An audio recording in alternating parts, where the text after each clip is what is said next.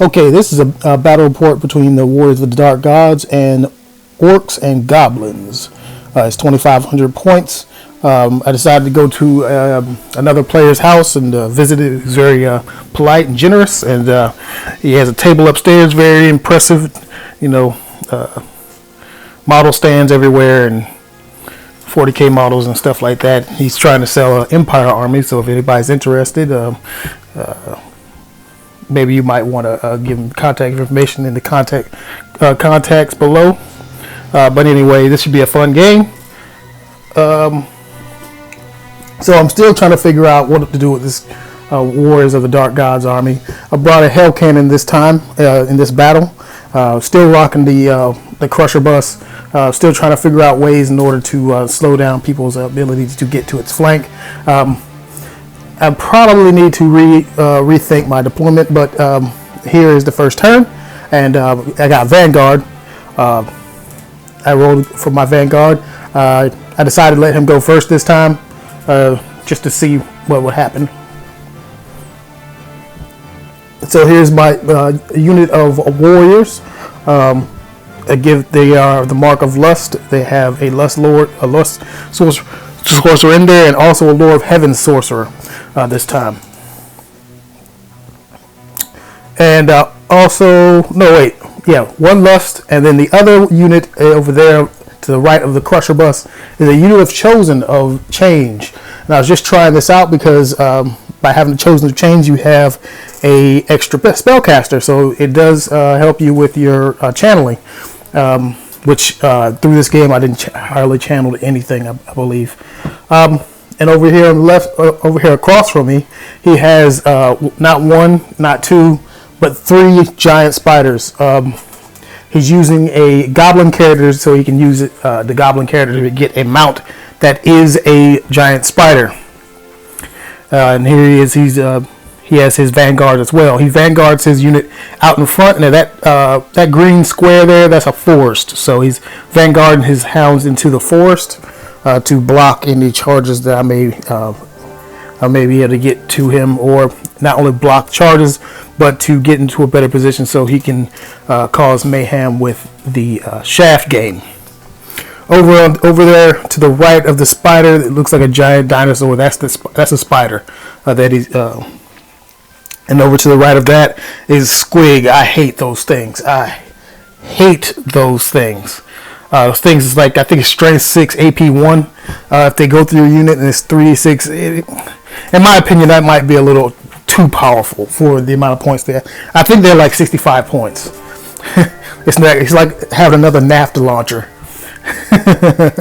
But yeah, because people hate those things, and rightfully so. And I hate Squigs. A little bit too much control at 65 points that you can direct into stuff. And then he has a unit of guys there with a lot of fanatics in there. Both of his Goblin units have fanatics. In my opinion, I was just thinking about it maybe a couple weeks ago. I was like, fanatics in a unit should cause animosity. And that's just because you're trying to hold down this maniac that wants to spin out of control all the time. And so I would see where animosity would be a rule there that should come back.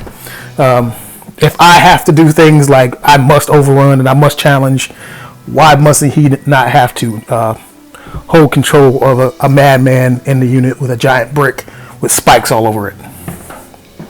Just saying. All right. Anyway, there's my Vanguards. I really don't know what to do here. He doesn't really have a target unit that I want to go after. Most of his army points are in monsters. It seems like at least has to be around 1,000 points in monsters. And then he has his general over in a unit of pig riders or whatever. And then in his turn, he decides to move one of his units into that building over on the far right. I think it's a unit of Goblins with 2 fanatics with it. And remember, that unit is going to be key to this battle report. The things that happen in it. And this is his turn. I think I actually did take the first turn, but I didn't really do anything. I tried to get some spells off with the Lord of lust to try to make him panic, but it didn't work out. I think I may go back to a setup where I have just one lore instead of having a lore and a support lore. It's not really working for me. The support lore being here is the lore of change. But yeah, I don't really have anywhere for my my shaft to go. Really, it's just it's kind of interesting build for this the way he has it set up.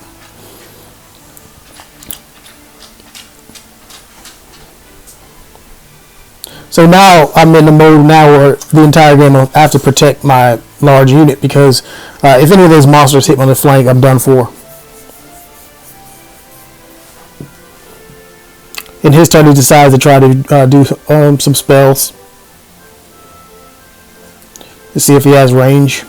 And also the lore attribute for the goblins is that they can steal one of your signature. Not your signature spell, but your lore attribute. So he attempts to make some charges, some long charges here, and I'm going to flee both of them. I'd rather have his spiders run into my main unit. So I went ahead and fled with both the hound unit and also the barbarian unit. And over here in my turn, I pushed my barbarian unit right in front of his spider. So at least as the spider charges, I'll at least have one turn without that spider being on the table, and it'll free up some things I can do in the center of the field here. Yep, and that the unit there on the left side, on his side, that is a unit of goblins with 2 fanatics in it, and the fanatics I believe is strength 5, D6. If it passes through, it might be strength. It might be strength 5, armor piercing 2d6 or something like that. It's very powerful, and again, I really think that if a fanatic is in a unit, there should be something that some downside to that. But anyway, and he's able to deploy the fanatic whenever they feel. And also over here, the spiders. In his turn, he charges a spider with the spider into my horseman, and he's able to make a long charge with his guy on a wyvern. I was a little afraid of this because I have to challenge, and so my unit champion will die to this, and yeah, it's gonna suck. Last time this guy ran around my backfield destroying all my units, so I'm a little wary about this time. This time. As you can see here, he places the hounds in such a way where my crushers are locked in, and he wants the crushers to move around the backside of the flyer there. But I think he fails to realize is I can make the charge and he already tells me he's going to flee with both units so he can get me to pursue. But the problem is, once I charge with that first unit and he flees, I can redirect into his main unit, and that charge range is not that far away either. And I say main unit, I use that loosely just because his general is in it. And his main unit was the unit back behind the hounds. The picture will come back again, and I'll explain exactly where his unit is. Over here, the spider kills the horseman, of course, and the overruns.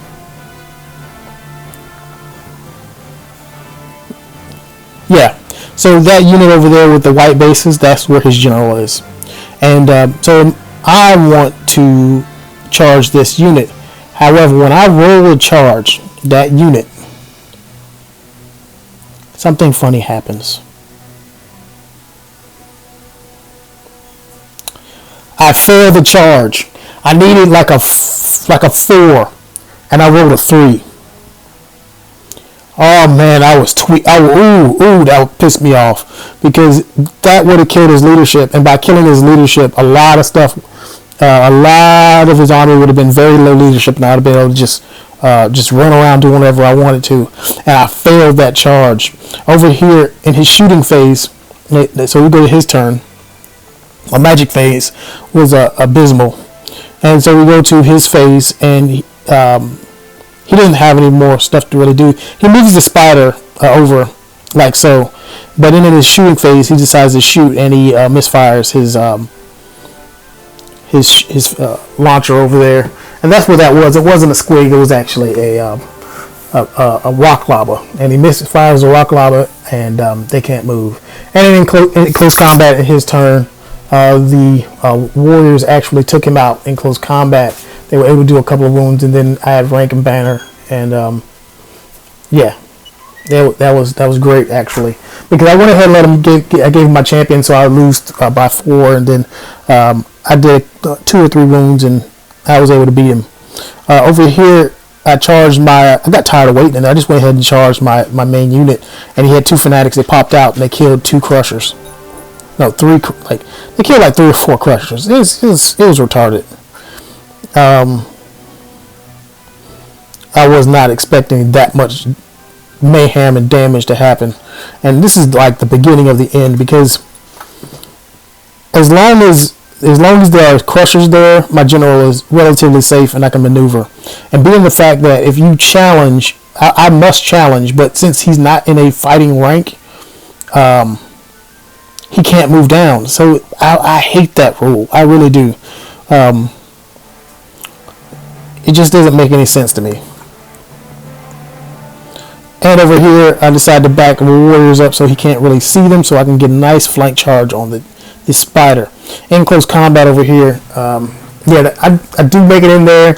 They went crazy on the unit. They destroyed it pretty good, even without the extra crushers. I'm gonna overrun, and I don't think he realizes when I overrun, I'm gonna overrun into the unit behind it. So I did. I overran into his BSB. No, his caster. I'm sorry. And yeah, over here, I was able to charge. Well, he was able to charge me in the rear and in the front when I charged in on the spider. And the thing was, before that, the spider, I missed the picture, but the spider was in close combat with those warriors. I had charged him and hit him on the flank, and I wasn't able to do enough damage to kill it, because the spider has like 8 wounds, which I think that's a bit much. He's a wound for each leg. Those kind of rules, I just don't like them. And then the thing has so much combat potential. It's yeah. Yeah, it's strength 6, and I can guarantee you that thing is not as powerful as my warriors, or not expensive.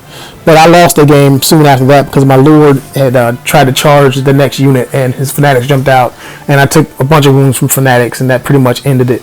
It was a pretty large victory for the Orks and Gobblins. The warriors, of course, you saw that they lost. They died in close combat, and so I pretty much didn't have anything left on the field. And the same thing happened to the other warriors going against the other spider. So yeah, I didn't have nothing left on the field afterwards. It was a total destruction of my army, but it was still a fun game. I'm going to make some tweaks into the list. I'm not going to entirely give up yet.